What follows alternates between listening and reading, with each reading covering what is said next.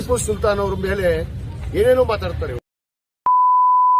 ಇವರೆಲ್ಲ ಇವ್ರ ಸೌಜನ್ಯತೆನ ಇವರು ಮೊನ್ನೆ ಯತ್ನಾಳ ಮುಗೋದಲ್ಲಿ ಮಾತಾಡಿದ ಇವ್ರ ಸೌಜನ್ಯತೆ ತೋರಿಸಿಕೊಡ್ತಾ ಇದ್ರು. ಯಾರಿಗೂ ಇವ್ರು ಯಾರು ಹುಟ್ಟಿ ಅದು ಪ್ರಶ್ನೆ ಹಾಕೊಳ್ಳಿ. ಅವರು ಈ ದೇಶಕ್ಕೆ ಹುಟ್ಟ್ಯಾರೋ ಏನ್ ಬೇರೆ ದೇಶದವ್ರು ಹುಟ್ಟ್ಯಾರೋ ಅಂತ ಬಗ್ಗೆ, ಈ ದೇಶದಾಗ ಹುಟ್ಟಿದವ್ರ ಬಗ್ಗೆ ಯಾರಿಗೆ ಹುಟ್ಟಿರಂತ ಅಂದ್ಮೇಲೆ ಇವ್ರು ಯಾರಿಗೆ ಹುಟ್ಟ್ಯಾರ ಅಂತ ನನ್ನ ಪ್ರಶ್ನೆ ಇಲ್ಲ. ಇವ್ರು ಯಾರು ಹುಟ್ಟಿದ್ದಾರೆ? ಇವರು ಭಾರತ ದೇಶದವ್ರು ಹುಟ್ಟಿದಾರೋ ಬೇರೆ ದೇಶದಾಗ ಹುಟ್ಟಿದವರು? ಅವ್ರು ಪಾದಯಾತ್ರೆ ಮಾಡಿದವರು ಯಾರು? 200-750 ಕಿಲೋಮೀಟರ್ ಕೂಡಲ ಸಂಗಮದಿಂದ ಬೆಂಗಳೂರುವರೆಗೂ ನೋಡ್ರಿ. ನಮ್ಗೆ ಗೊತ್ತೈತಿ, ಸುಮ್ಮನೆ ಯಾರೋ ಶಾಸಕರು ಬಂದಿಲ್ಲ ಇವ್ರು ಬಂದಿಲ್ಲ ಅಂತ ಆರೋಪ ಮಾಡೋದು ಸರಿಯಲ್ಲ. ಒಂದು ಪಕ್ಷಕ್ಕೆ ಸೀಮಿತವಾಗಿ ಕೆಲಸ ಮಾಡೋದು ಬದಲಕ್ಕೆ ಬಿಡ ಅಂತ ಹೇಳ್ತೀನಿ ಸ್ವಾಮಿಗಳಿಗೆ. ಯತ್ನಾಳ ಗುಲಾಮರ ಅಲ್ಲ ನಾವು ಯಾರು.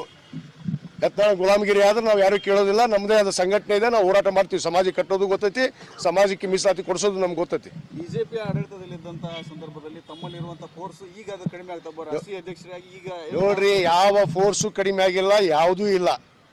ಸರ್ವೋಚ್ಚ ನ್ಯಾಯಾಲಯದಲ್ಲಿ ನ್ಯಾಯಾಂಗದ ಅಂಗಳದಲ್ಲಿದ್ದಾಗ ನಾವೇನಾದ್ರೂ ನಿರ್ಣಯ ಮಾಡೋಕ್ಕಾಗತ್ತಾ? ಇದು ಒಬ್ಬ ಕಾನೂನನ್ನು ಅರ್ಥ ಮಾಡ್ಕೊಂಡು ಮಾತಾಡಬೇಕು. ಏನು ಹಿಂದೆ ಬೊಮ್ಮಾಯಿ ಇದ್ದಾಗ ಬೊಮ್ಮಾಯಿ ತಾಯಿ ಮೇಲೆ ಆನೆ ಮಾಡಿದ, ಏನು ನಮ್ಮ ಸಿದ್ದರಾಮಯ್ಯವ್ರ ತಾಯಿ ಮೇಲೆ ಆನೆ ಮಾಡ್ಯಾರ? ಯಡಿಯೂರಪ್ಪ ಸದನದಲ್ಲಿ ನಾನು ಮೀಸಲಾತಿ ಕೊಡ್ತೀನಿ ಅಂತ ಭರವಸೆ ಕೊಟ್ಟ, ಏನು ನಮ್ಮ ಮುಖ್ಯಮಂತ್ರಿ ಸಿದ್ದರಾಮಯ್ಯವರು ಸದನದಲ್ಲಿ ಭರವಸೆ ಕೊಟ್ಟಿದ್ರ? ಕೊಟ್ಟವರು ಅವ್ರು ತಪ್ಪು ಮಾಡಿದ್ದಾರೆ, ಕೊಡಬೇಕಾಗಿತ್ತು. ಇದನ್ನು ಕೊಡಿಸೋದಕ್ಕೆ ನಾವು ಪ್ರಯತ್ನ ಮಾಡ್ತಾ ಇದೀವಿ. ನಮ್ಮ ಹೋರಾಟ ನಿಂತಿಲ್ಲ, ನಾವು ನಿಲ್ಸೂ ಇಲ್ಲ.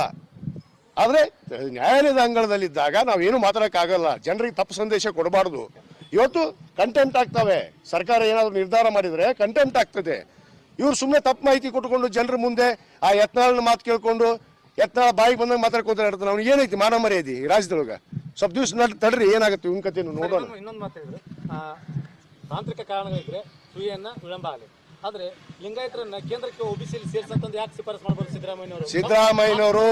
ನೋಡಿ, ಬಹಳ ಸ್ಪಷ್ಟವಾಗಿ ನಾನು ಈ ಸಂದರ್ಭದಲ್ಲಿ ಒಂದು ಮಾತನ್ನು ಹೇಳಕ್ಕೆ ಇಷ್ಟಪಡ್ತೇನೆ. ಲಿಂಗಾಯತರನ್ನ ಅವರು ಹಿಂದೆ ಪ್ರತ್ಯೇಕ ಧರ್ಮ ಮಾಡೋದಕ್ಕೆ ಕೇಂದ್ರ ಸರ್ಕಾರಕ್ಕೆ ಶಿಫಾರಸು ಮಾಡಿದ್ದಾರೆ. ನಮ್ಮ ಸರ್ಕಾರ, ಹಿಂದಿನ ಸರ್ಕಾರ ಮಾಡಿದೆ 2013 18ರಲ್ಲಿ ಒಬಿಸಿ ಪಟ್ಟಿಯಲ್ಲಿ ಮಾಡೋದಕ್ಕೆ. ಇವತ್ತು ಯಾರು ಒಗ್ಗಟ್ಟಾಗಿ ಹೋಗಿಲ್ಲಲ್ಲ ಇನ್ನೂ ತನ. ಯಾರು ಹೋಗಿದ್ದಾರೆ? ಒಬ್ರು 2A ಕೇಳ್ತಾರೆ, ಒಬ್ರು 2D ಕೇಳ್ತಾರೆ, ಒಬ್ರು 2C ಕೇಳ್ತಾರೆ. ಈ ತರ ಕೇಳಿದ್ರೆ ಆಗತ್ತಾ? ಒಟ್ಟಾರೆ ಎಲ್ಲ ಲಿಂಗಾಯತರು ಹೋಗಿ ನಾವು ಒಗ್ಗಟ್ಟವಾಗಿ ನಿಂತ್ರೆ ನಾವು ಅದನ್ನೇ ಕೇಳ್ತಾ ಇದೀವಲ್ಲ. ಎಲ್ಲ ಲಿಂಗಾಯತ ಒಳಪಂಗಡಗಳಿಗೆ ಕೇಂದ್ರ ಸರ್ಕಾರದ ಒಬಿಸಿ ಮೀಸಲಾತಿ ಕೊಡಬೇಕು.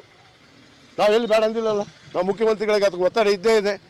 ಎಲ್ಲ ಸಮುದಾಯಗಳು ಕೇಳಿದ್ದಾರೆ, ಅದನ್ನು ಮಾಡ್ತೀನಿ ಅಂತ ಭರವಸೆ ಕೊಟ್ಟಿದ್ದಾರೆ ಅವರು. ಸುಮ್ಮನೆ ಏನೇನೋ ಆರೋಪ ಹೊರಿಸೋದು, ಒಬ್ಬರನ್ನ ದೂರ ಅವ್ರ ಮೇಲೆ ದ್ವೇಷದಿಂದ ಮಾತಾಡೋದು ಸರಿಯಲ್ಲ.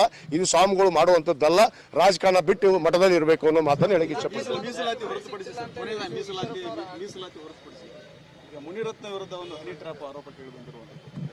ಮುನಿರತ್ನಂದ್ ಏನ್ ಕತಿ ಕೇಳ್ತೀರಿ? 1, 2 ಇನ್ನು ನೋಡ್ರಿ,